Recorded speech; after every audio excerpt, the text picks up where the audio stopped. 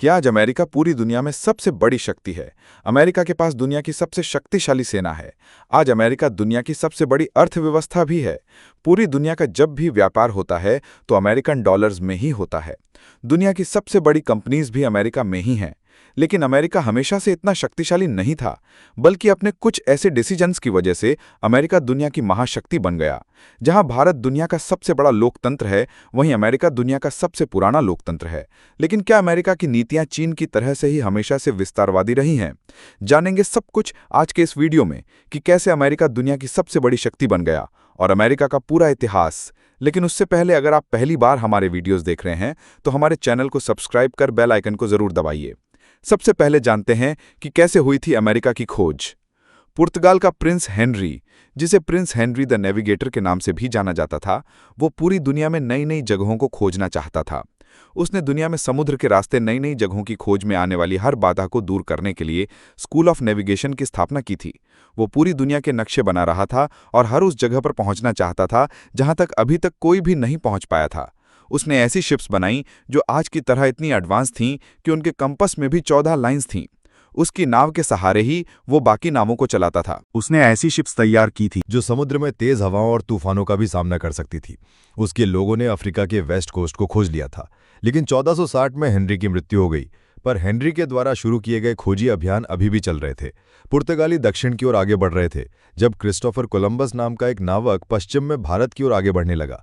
Columbus को पुर्तगालियों का सहयोग नहीं मिला तो वो स्पेन के राजा के पास पहुंचा। स्पेन की राजा और रानी इसाबेला ने कोलंबस की इस खोज में मदद करने के लिए उसे धन दिया। 1492 तक अमेरिका को पूरी दुनिया नहीं जानती थी।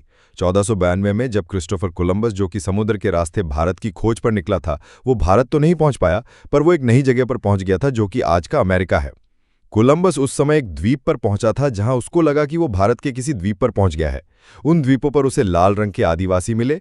इन आदिवासियों को कोलंबस ने नाम दिया था रेड इंडियन। इन्हीं रेड इंडियंस को अमेरिका के मूल निवासी माना जाता है और यही रेड इंडियंस वहां आगे चलकर अमेरिंडियंस कहमाए।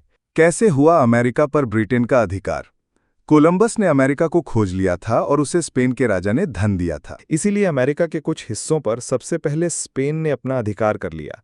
धीरे धीरे यूरोप के बड़े देश जैसे कि फ्रांस और ब्रिटेन भी अमेरिका को हथियाने की दौड़ में कूद पड़े। इस तरह सन 17वीं शताब्दी के अंत तक स्पेन, फ्रांस और ब्रिटेन ने अमेरिका के बहुत से हिस्सों पर अपना अधिकार कर लिया। अमेरिका की उस धरती पर अब अमेरिका के मूल निवासियों और रेड इंडियंस के साथ यूरोप से प्रताड़ित होने वाले लोग भी आकर बसने लगे थे, जो एक अलग तरह का समाज बनाना चाहते थे जिसमें सभी लोग एक समान हों। ब्रिटेन उस समय पूरी दुनिया में एक बड़ी ताकत के रूप में उभर रहा था। ब्रिटेन ने उस समय अमेरिका के छोर पर एक बड़े भाग पर अपनी सेना की कॉलोनीज बसा ली थीं। वहीं स्पेन और फ्रांस में भी अमेरिका के आज के कनाडा के एक बड़े हिस्से पर अधिकार कर लिया था। कैसे हुई अमेरिका में क्रांति की शुरुआत? अमेरिका में क्रांति की शुरुआत उस समय हुई जब ब्रिटेन ने अपनी कॉलोनीज में बहुत सी दमनकारी कानूनों को लागू कर दिया। ब्रिटेन के व्यापार पर ज्यादा से ज्यादा अधिकार करना चाहा और उनको कॉलोनीज पर व्यापार को लेकर बहुत से प्रतिबंध लगा दिए, जैसे कि सारा व्यापार ब्रिटेन के रास्ते से ही होगा, व्यापारियों को ज्यादा टैक्स देना होगा, कुछ सामान का व्यापार सिर्फ और सिर्फ केवल ब्रिटेन के साथ किया जाएगा। इन सभी कानूनों और बंदिशों की वजह से अमेरिका में सभी कॉलोनीज इसे ब्रिटिश सरकार के खिलाफ विद्रोह कर दिया है। हालांकि काफी लंबे समय तक इस विद्रोह को टाला जा रहा था, लेकिन जब फ्रांस और ब्रिटेन में 7 ईयर्स वॉर का अंत हुआ, जिसमें ब्रिटेन की जीत हुई, तब अमेरिका से फ्रांस का लगभग सफाया हो गया। उसके बाद से सरकार ने कॉलोनीज पर टैक्स को और भी बढ़ा दिया, जिसके बाद सभी कॉलोनीज साथ आ गई और 1765 में अमेरिका में क्रांति की शुरुआत हो गई। इसके बाद 1775 में अमेरिका में पूर्ण आज़ादी की मांग शुरू हो गई है, जिसे अमेरिकन वॉर ऑफ इंडिपेंडेंस कहते हैं। इस लड़ाई में फ्रांस में अमेरिकन्स का साथ दिया था, जिसके बाद 1781 में जनरल कॉर्नवालिस ने यॉर्कटाउन में सरेंडर कर दिया। 1783 में ट्रीटी ऑफ पेरिस के साथ आधिकारिक रूप से युद्ध समाप्ति की घोषणा हो गई। अमेरिका की कॉलोनीज को लीड करने वाले जॉर्ज वॉशिंगटन 1788 में संविधान के लागू होने के बाद अमेरिका के पहले राष्ट्रपति बने। अमेरिका का संविधान विश्व का पहला लिखित संविधान बना। 4 जुलाई 1776 को स्वतंत्रता के घोषणा पत्र में थॉमस पेन के द्वारा सुझाया नाम अमेरिका आधिकारिक रूप से शामिल किया गया था। तभी से इसे संयुक्त राज्य अमेरिका के नाम से जाना जाने लगा। अमेरिका आज़ाद हो चुका था और एक नई उड़ान भरने के लिए पूरी तरह से तैयार था कि अमेरिका की विस्तारवादी नीति आज़ादी के बाद अमेरिका की विस्तारवादी नीति शुरू होती है। कॉलोनीज में बाहर से आकर बसने वाले लोग अमेरिका के मूल निवासियों की ज़मीनों को हथियाने लगते हैं। अमेरिका ने पश्चिम की ओर विस्तार करना शुरू किया और 1803 तक लुसियाना को $15 मिलियन में फ्रांस से खरीद लिया, जिसे लुथियाना परचेज के नाम से जाना जाता है।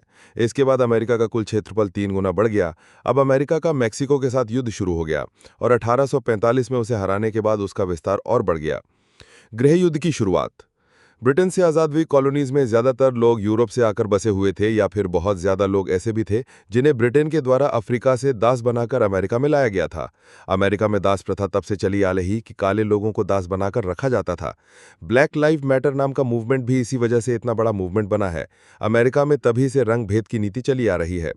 1868 से 1865 के बीच अमेरिका में एक गृह युद्ध शुरू हो गया, जिसमें उत्तरी अमेरिका में रहने वाले लोग दास प्रथा के विरुद्ध में थे, जबकि दक्षिणी अमेरिका में रहने वाले लोग इसके पक्ष में थे, क्योंकि दक्षिणी अमेरिका में कपास की खेती हो गई थी, जिसके लिए दासों से खेतों में काम करवाया जाता था और दासों से खेती करवाकर वहां के लोगों को बहुत फायदा हो रहा था, इसीलिए वो इसे खत्म करने के विरुद्ध थे। दास प्रथा को समाप्त करने को लेकर उत्तर और दक्षिणी अमेरिका के लोगों में लगातार संघर्ष चलता रहा। अंत में अमेरिका में दास प्रथा को समाप्त कर दिया गया। अमेरिका के राष्ट्रपति अब्राहम लिंकन भी दास प्रथा के विरुद्ध थे। उनके इसी विरोध के कारण अक्सर फिरगी ने उन्हें गोली मार दी थी। अमेरिका में श्वेत अश्वेत लोगों की वो लड़ाई आज भी चल रही है। भले ही आज कानूनी रूप से ब्लैक लोगों को सभी अधिकार मिल चुके हैं, लेकिन समाज में ब्लैक और व्हाइट लोगों के बीच आज भी नफरत बनी हुई है, जिसके शिकार ज्यादातर ब्लैक लोग ही होते हैं। कैसे बना अमेरिका सुपर पावर? पूरी दुनिया में अमेरिका सबसे शक्तिशाली देश है, जिसके बहुत से कारण हैं। अमेरिका के शक्तिशाली होने का एक बहुत बड़ा कारण उसकी आर्थिक शक्ति और उसकी भौगोलिक परिस्थिति है। आज अमेरिका या तो कमजोर मित्र राष्ट्रों से घिरा हुआ है, या एक तरफ उसे किसी भी खतरे से बचाने के लिए विशाल समुद्र है, जिस कारण किसी भी देश के लिए अमेरिका पर हमला करना आसान नहीं है। लेकिन कैसे बना अमेरिका सुपर पावर? असल में हमें अपने होठों की क्रांति की शुरुआत के साथ ही अमेरिका की ताकत बढ़ने लगी थी। प्रथम विश्व युद्ध के बाद यूरोप के ज्यादातर देशों को भारी नुकसान हुआ था और अमेरिका ने इस युद्ध को खत्म करने में अहम भूमिका निभाई थी।